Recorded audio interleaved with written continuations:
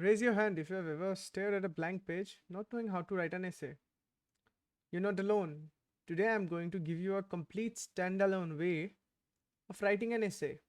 Let it be narrative, persuasive, expository. You name it, we'll do it over here. We'll do it everything visually. By the end of this video, you'll be able to write an essay just by remembering what you see here. Let's go. So when we are starting or when we are trying to write an essay or when we are getting the essay on our exam sheet, what do we think? What to write? What to write on the paper? We're not getting any ideas. Like no ideas are coming instantly or the time is too less. So what is all of these things are known as? It's known as essay anxiety. And to defeat all of that, what we are going to do, we are going to follow a certain step of rules, right? So the main objective or the main motto of today's class is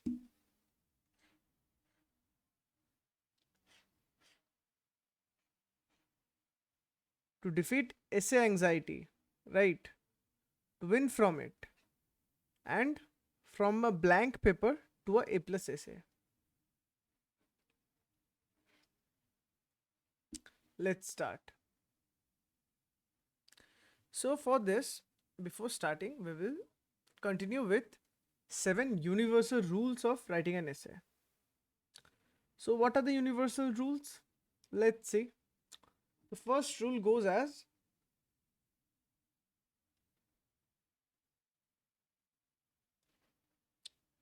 understand the prompt first.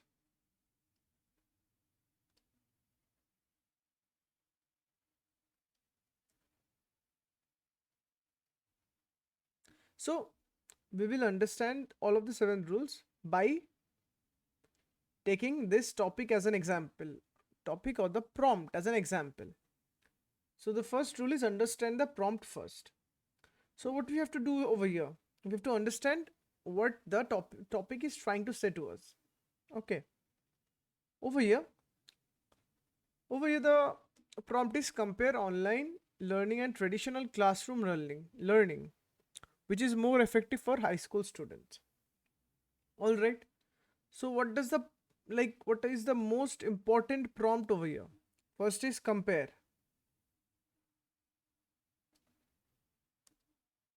First one is compare.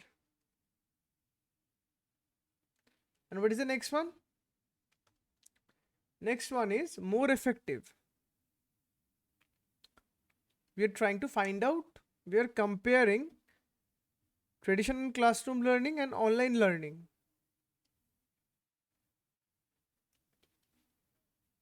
And trying to find out which is more effective for high school students. So these are the most important keywords over here, right?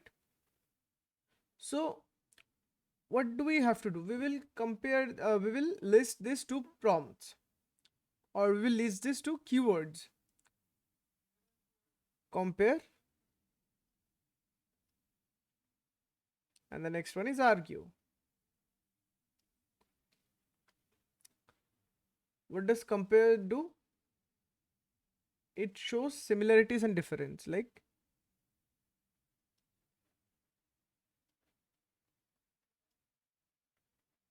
similarities and differences. So we have to show the similarities and differences between online and traditional learning, right? And next is argue. That means we also need to take a side.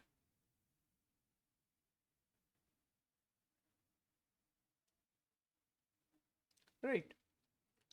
So these are the two things that we have to do. What would be the, like, suppose you are writing down the keywords without any clear stance. You are simply writing down online learning, traditional learning. What's the point of writing those two? If you are not getting any clear stance, don't write it down. Okay. There, like it, if using this way, the thesis would be much more effective. And let's see why.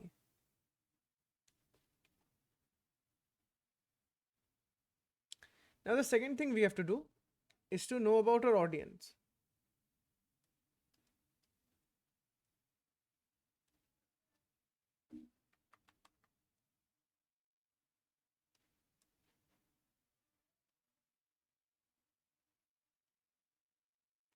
you have to know about the audience, like you have to know about the person for whom you are writing this, right?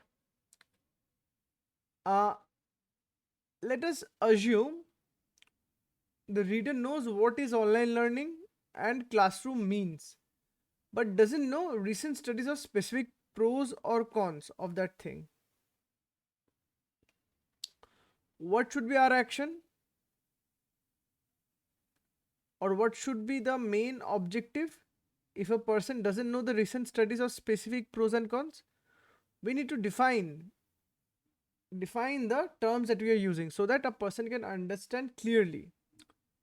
So there can be two type of audience over here. First of all, aware, and the other one would be uninformed, right? So aware is a person who is well aware about the topic. So for that, what we can use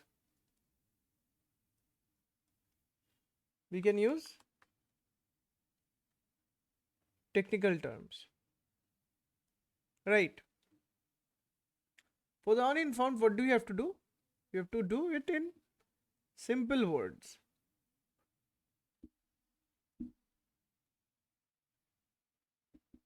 right?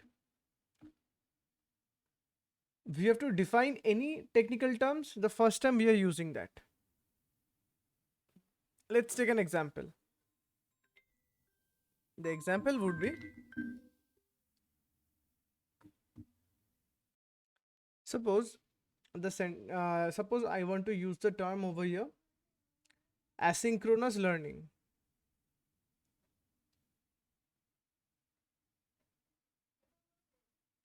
Asynchronous learning, right? So for that fact, what we have to do? Okay, suppose we are using the term asynchronous learning. So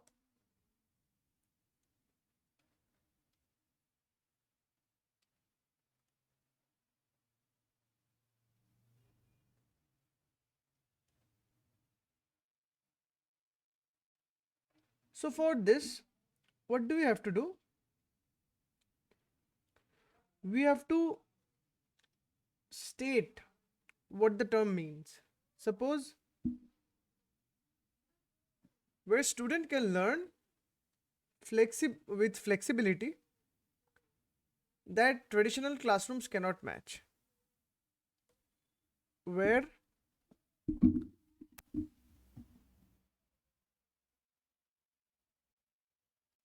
students can learn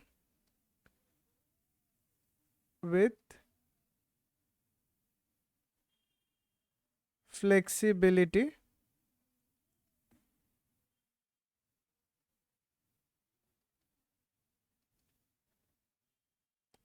that traditional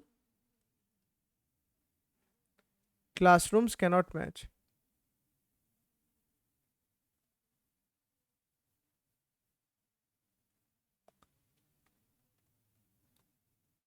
So now, as I have mentioned this, as I have explained the meaning of the term, when I'm first using this term asynchronous learning, after this I can simply use asynchronous learning. So it's a way of letting my audience know, the person who is reading, what's the meaning of this term, right? Okay. Next thing that we have to follow, it's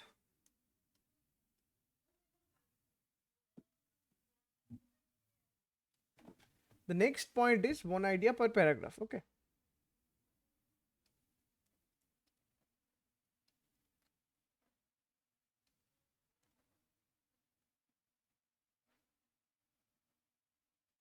So we have to only show one idea per paragraph, right? So here's a paragraph. Let's show that online learning allows students to work at their own pace, which benefits those who need more. The paragraph goes like this.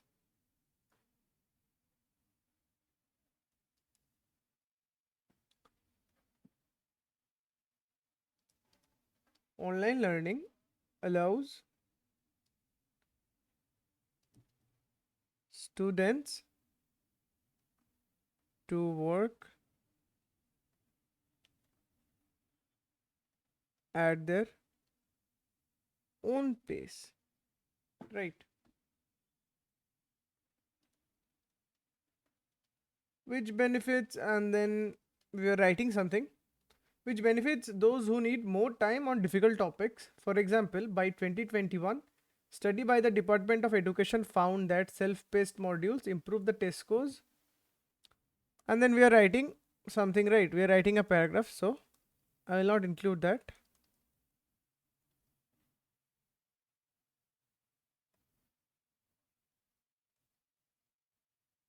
By 15%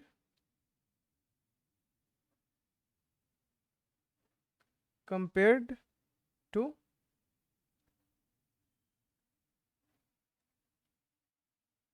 fixed paced classroom. So what is the idea over here? The idea over here is that flexibility of pacing, right? In online classroom, the idea over here is flexibility of pacing in online classroom. Flexibility of pacing in online in online classroom, right? All right. So therefore, let's go to the next point. What is the next rule that we have to follow? Thesis your anchor, or underline the thesis, okay? And every sentence might serve it, okay?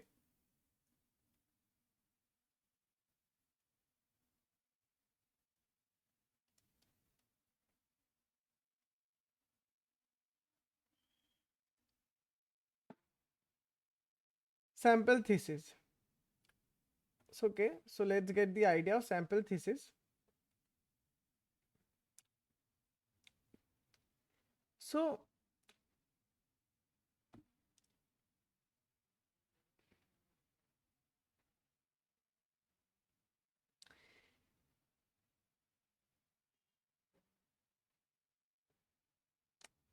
let's get the thesis over here first of all.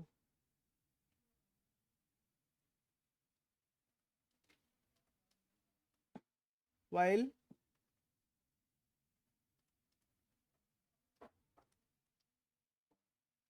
traditional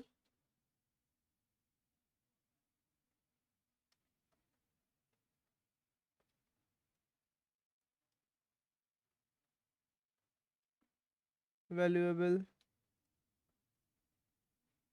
social interaction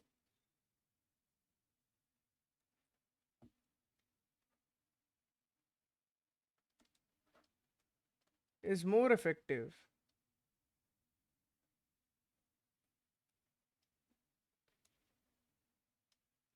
for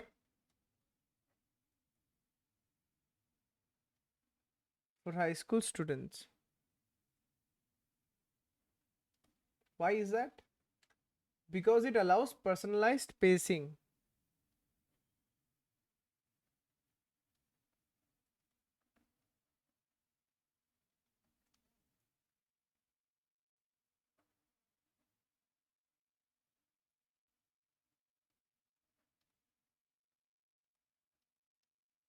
Reduce commute stress and teaches digital responsibility. All right. So what do we have to do? We have to write supporting sentence, right? Like we have to write supporting sentences which will support this thesis, such as we can write about personalized pacing over here, right? We can write about this line, such as personalized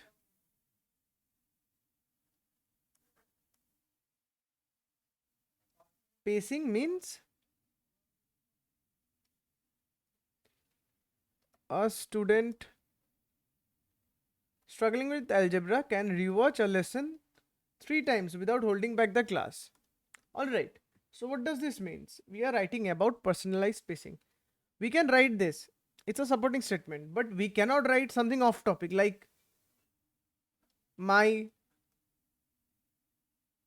favorite teacher in high school uses chalk board to teach us. Not something like that. It's a totally off topic sentence, right? It doesn't serve the purpose of our thesis. It's not explaining a thesis. It's not supporting a thesis. So that's why we are not going to use any off topic sentence. Next is evidence over emotion. Sometimes you might find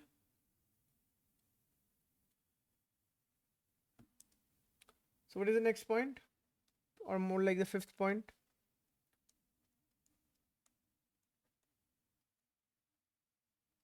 Evidence over emotion. So sometimes you might find that there is something that you want to write, but there is something else which has a much more evidential value or something which is proved much more better. Okay, suppose let's get a example.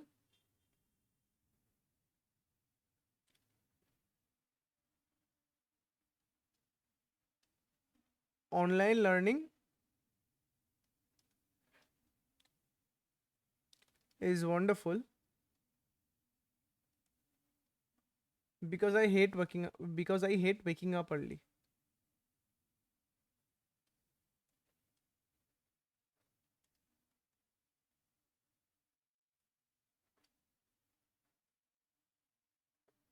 Right. So what is this? It's the emotion. And see, the problem with emotion is that it doesn't have a strong basis over here, right? Just because you guys like to wake up late, right, doesn't mean that it justifies the fact that online learning is good or it is proficient, right? So it's weak. The basis is very weak. We cannot use this. Rather than this, we can write this thing like this with a much more statistical evidence, such as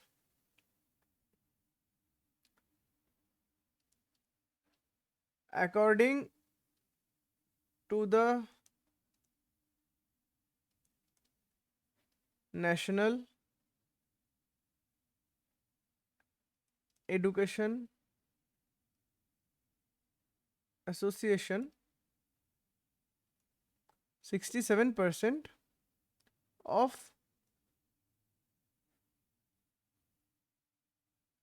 high school reported less stress when given asynchronous online option.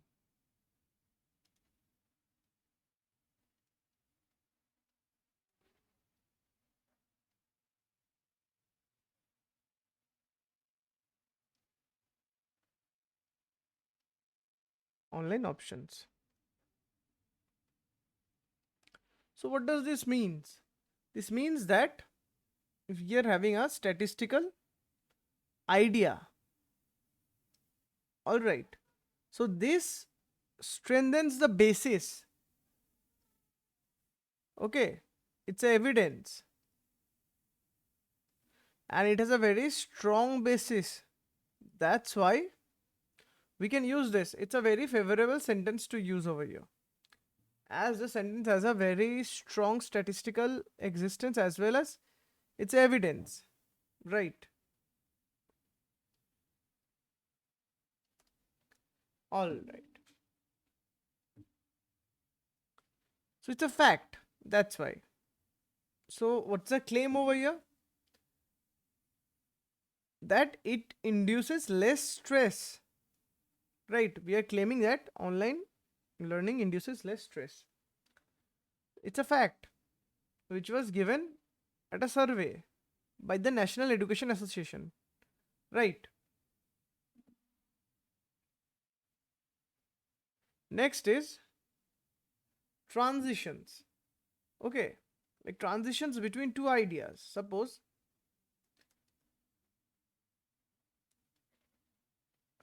transitions are the glue. Hence,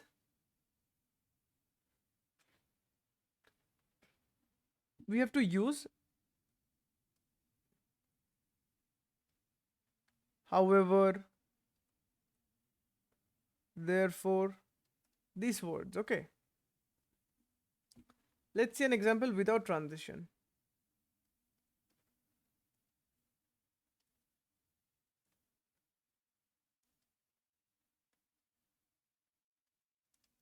How would the words, how would the sentence sound?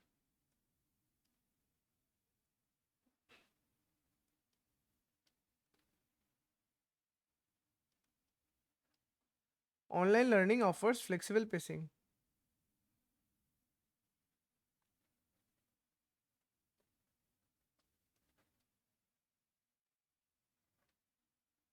Classrooms have face to face interaction.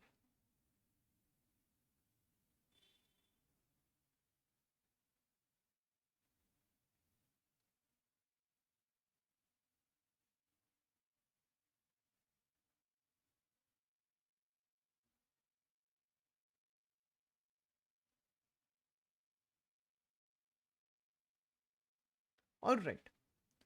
So there is no, we cannot create a step by step kind of thing, right? Online learning offers flexible pacing, classrooms have face to face interaction.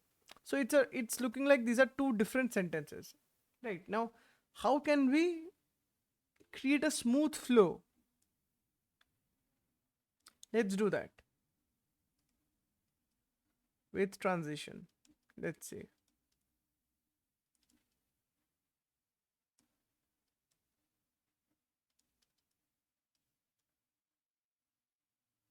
Online learning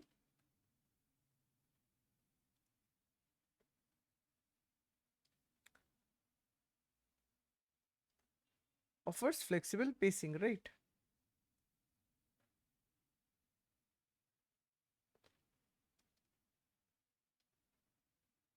However,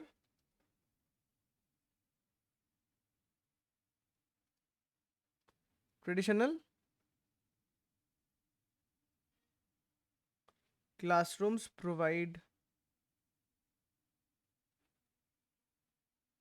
face to face interaction, and then we can add something more. See, online learning offers flexible pacing. However, traditional classrooms provide, see, there's a smooth flow between these two sentences, right?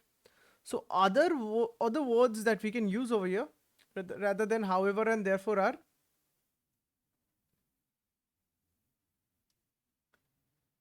similarly.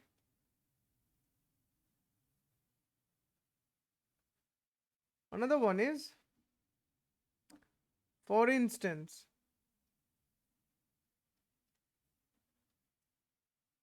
consequently.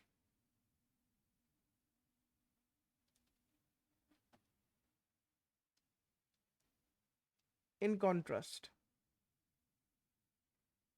right? So these are the words that we can use over here. And the last but not the least rule that we can follow, that we have to follow, is to revise backwards.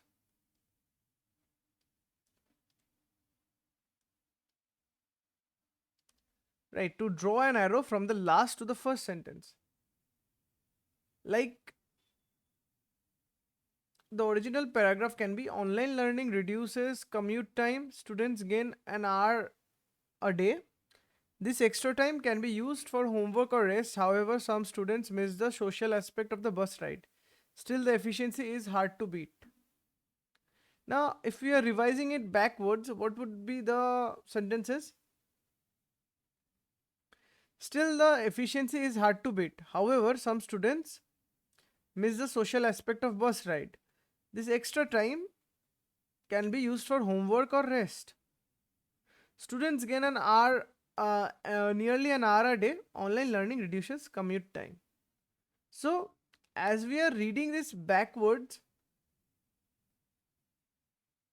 if some sentences are feeling like they're out of place, then we have to rewrite the sentence. Okay. So, it's one of the most important points over here. All right.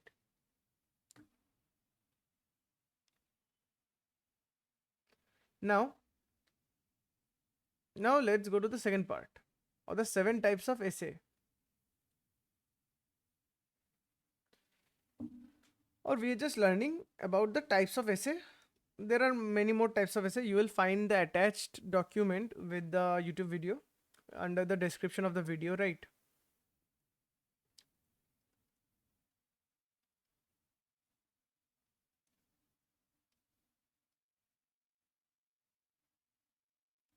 So first one is narrative. What is the purpose of a narrative essay? To tell a story. And what kind of title or topic that you can get? The day I missed my flight and learned to slow down.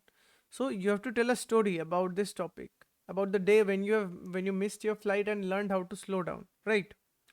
Next is descriptive.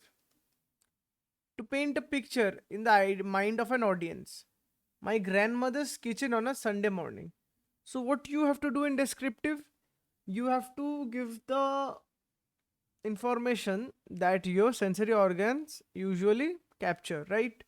So my grandmother's kitchen on a Sunday morning. So what you can see over there, first you will explain, then you can explain what you can smell over there. You can smell spices, you can see over there different utensils, oven. Next you will explain what kind of sound you are getting. You are getting the sound of dishes being washed, vegetables are being cut, so all of these sounds, right? You can also explain the sensory feeling that you are getting through your skin or the heat of the oven. So you have to like explain all of these things over there. Then is expository, explaining facts, how the water cycle works, evaporation, condension and precipitation. So it's a type of an expository essay. Persuasive, what is the core purpose of it? To win an argument. Public libraries should remain open on weekends despite budget cuts. Next is compare contrast. It is to show similarity and differences. So, what was the essay that we did before? It was a persuasive compare contrast essay, right? It used both of this to win an argument as well as to show similarities and differences. What is cause and effect? To show why something has happened. Why smartphone use among teens increases anxiety levels. Then the problem and solution to fix an issue. Food waste in school cafeterias, how portion choice and composting can help. So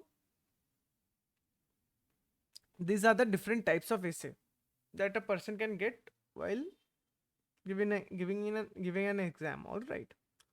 So now let's get to the other part. We will follow the most basic paragraph yeah, essay template. Okay, it is the 5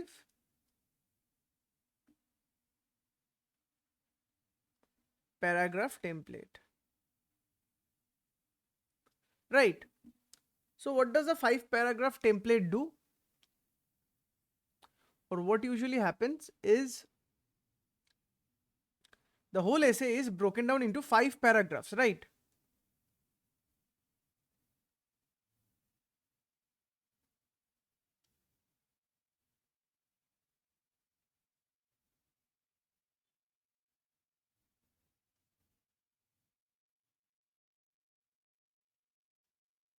So first comes the intro.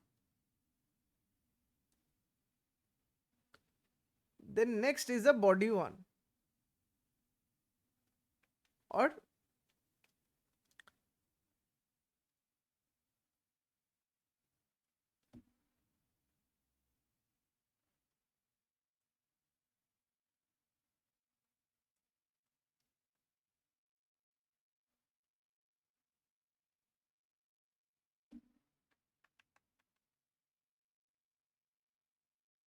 conclusion, right? So get one thing in mind.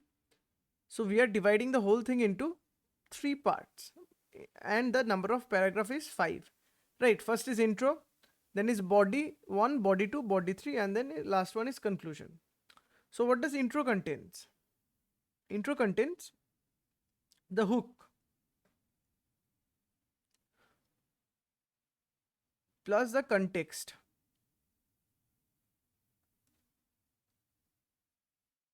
So intro is basically the part which will attract the readers to read the essay.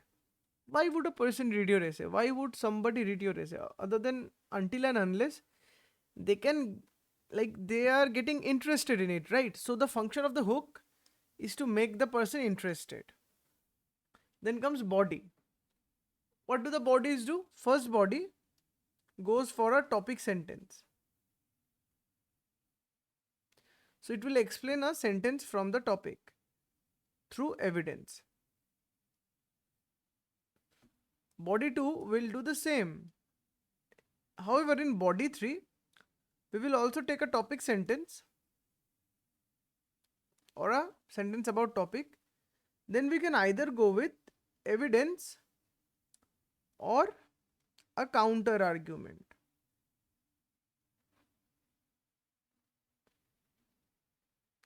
Then in conclusion, what do you have to do? We will restate the thesis.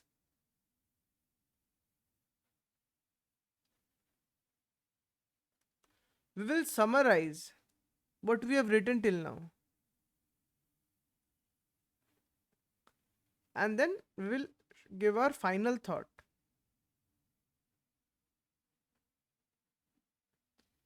So it's this easy. Okay. It's this easy. It's this easy to write an essay. All right. So now we will explain three types of essay. One is narrative, next one is persuasive, and the last one is expository. All right. So let's go for the narrative one.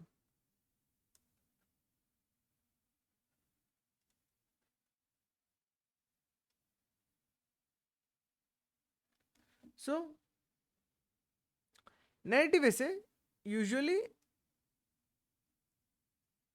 goes like this, or narrative essay is a story with a lesson. Okay, that has a lesson with it.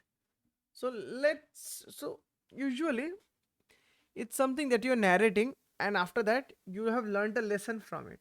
Okay, it's something like that. So what does narrative essay usually has? It's a fact, or what do we have to do? We have to start the essay, then we have to state the conflict, then we have to do the resolution of the conflict.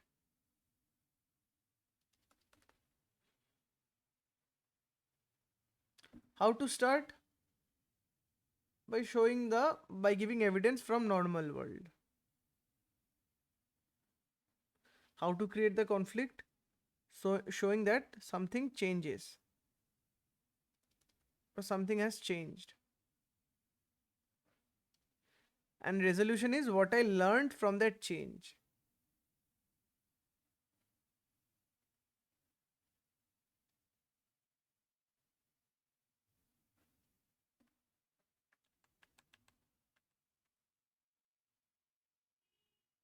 What I've learned from that change, right? So narrative essay is equals to story plus meaning. Alright, step 1 is to pick a meaningful moment, an hour or conversation or one failure. Step 2 is identify the so what. What did you learn? What became your thesis? And the third step is show, but do not tell. Okay, telling is I was nervous, but showing is my palms were sleek, my throat felt like sandpaper. So, this is the idea. We need to show the audience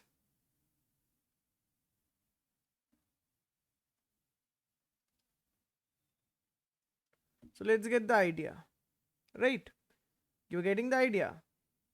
So in place of saying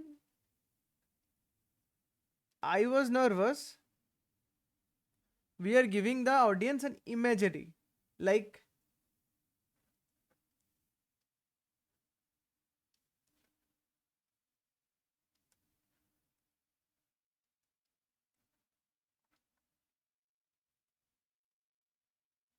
my throat felt like sandpaper. So you are getting the difference between these two. We are getting so much more context by showing the condition to the audience rather than just simply telling them. So this is the main motto of the narrative essay. Next is persuasive essay. So let's get an idea of the persuasive essay. The idea of the persuasive essay is to win an argument.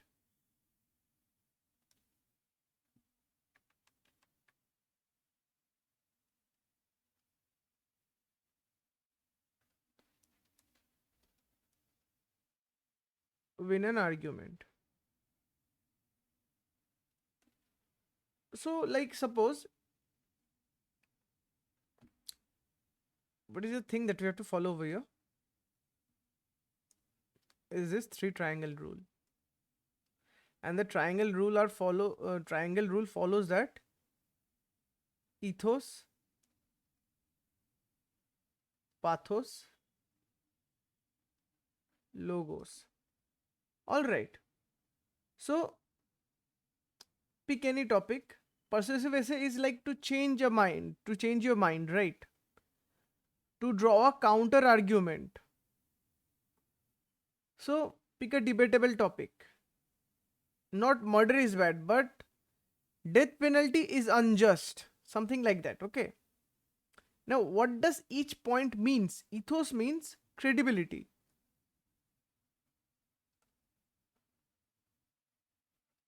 Right. Then logos means logic. And pathos means emotion. So what does credibility means? Cite some experts. Logos means logic, it states statistics or data. Pathos means a short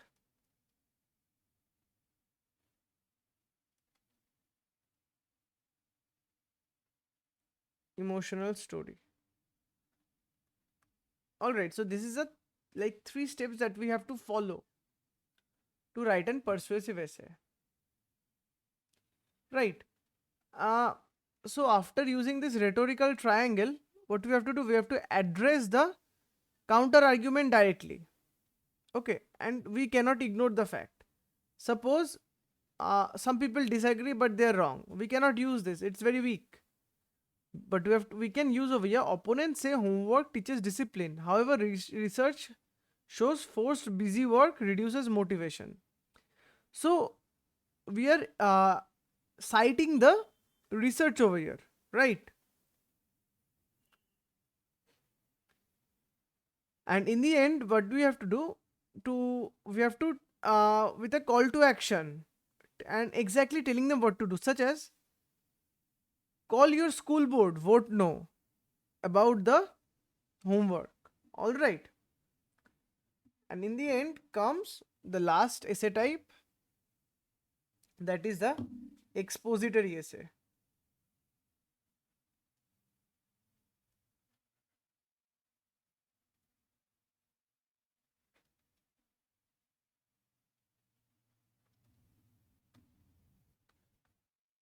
In expository essay, what do you have to do? You have to simply state the facts, just the facts.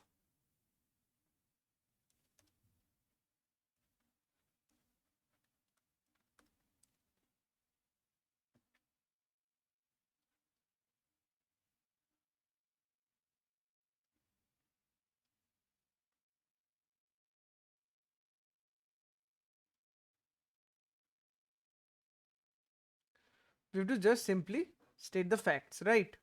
And nothing else from here. Keep that in mind. So, expository equals to explains neutrally, to explain something neutrally. Alright, we are not taking any side, we are not trying to defend somebody else. We are explaining the topics neutrally. No, I think.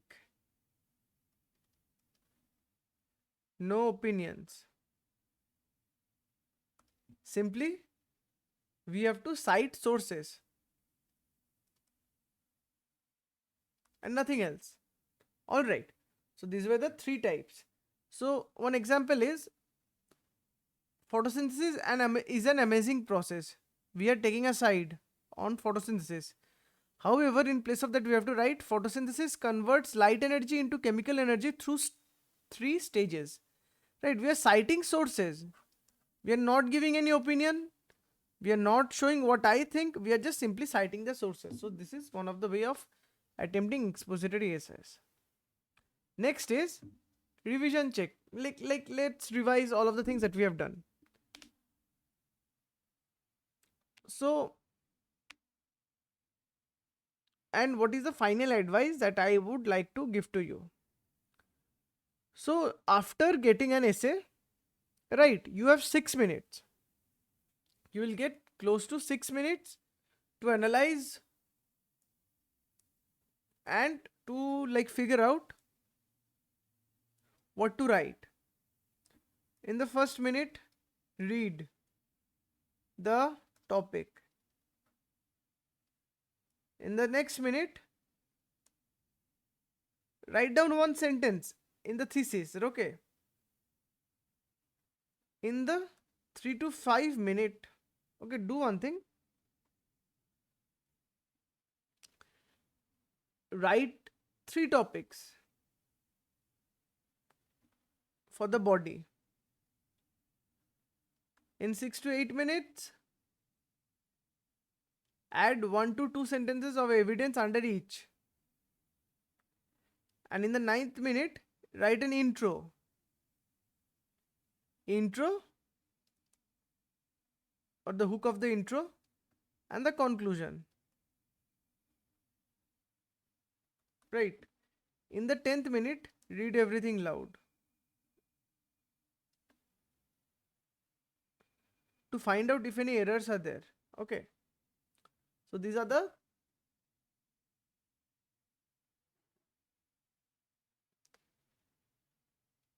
6 minutes idea. It will give you a B minus, somewhat close to B minus. However, if you keep polishing this, you will get an A plus. Like if you are continuously reading the essay and if you are continuously making the improvements, like take another 5 minutes to improve it further. It's worth it for an A plus, right? The extra 5 minutes, go for it. So what do we get from here? What do you have to follow? We have to follow 2 things. 7 rules and the 5 paragraphs.